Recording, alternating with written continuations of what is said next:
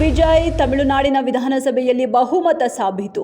ವಿಜಯ್ ಸರ್ಕಾರಕ್ಕೆ ಬೆಂಬಲ ನೀಡಿದ 144 ಶಾಸಕರು, ಕಾಂಗ್ರೆಸ್ನ 5 ಶಾಸಕರು, ವಿಸಿಕೆ ಮತ್ತು ಸಿಪಿಐನಲ್ಲಿ ತಲಾ 2, ಸಿಪಿಐ ಪಕ್ಷ ಮತ್ತು ಐಯುಎಂಎಲ್ನ ಪಕ್ಷದ ತಲಾ 2, ಎಐಎಡಿಎಂಕೆಯ 25 ರೆಬೆಲ್ ಶಾಸಕರು, ಒಟ್ಟು 144 ಶಾಸಕರಿಂದ ವಿಜಯ್ ಸರ್ಕಾರಕ್ಕೆ ಬೆಂಬಲ.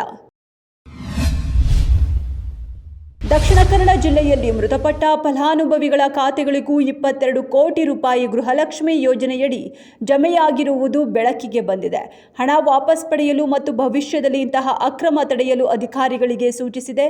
ಜೀವಂತ ಫಲಾನುಭವಿಗಳನ್ನು ಮೃತಪಟ್ಟವರು ಎಂದು ಗುರುತಿಸಿರುವ ಲೋಪಗಳ ಬಗ್ಗೆಯೂ ತನಿಖೆಗೆ ಆದೇಶಿಸಲಾಗಿದೆ.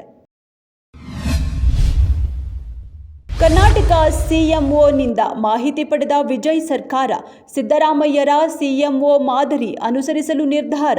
ರಾಷ್ಟ್ರಮಟ್ಟದಲ್ಲಿ ಗಮನ ಸೆಳೆದಿರೋ ಸಾರ್ವಜನಿಕ ಕುಂದುಕೊರತೆ ಆಲಿಸೋ ವಿಧಾನ, ಇದೇ ಮಾದರಿ ತಮಿಳುನಾಡಿನಲ್ಲಿ ಜಾರಿಗೆ ತರಲು ವಿಜಯ್ ತಯಾರಿ. ಈಗಾಗಲೇ ಅಧಿಕಾರಿಗಳ ಮಟ್ಟದಲ್ಲಿ ಸುದೀರ್ಘ ಚರ್ಚೆ ನಡೆದಿದೆ.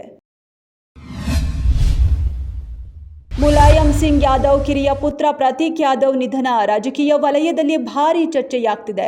ಮುಲಾಯಂ ಸಿಂಗ್ ಯಾದವ್ ಕಿರಿಯ ಪುತ್ರ ಪ್ರತೀಕ್ ಯಾದವ್ ನಿಧನ, ಮರಣೋತ್ತರ ಪರೀಕ್ಷೆ ವರದಿ ಕಾಯುತ್ತಿರುವ ಪೊಲೀಸ್, ವಿಷಪ್ರಾಶನದ ಶಂಕೆಗಳು ವ್ಯಕ್ತ. ಮಾನಸಿಕವಾಗಿ ನೊಂದಿದ್ದ ಪ್ರತೀಕ್ ಯಾದವ್ ಹಲವು ಬಾರಿ ನೋವು ಹೇಳಿಕೊಂಡಿದ್ರು.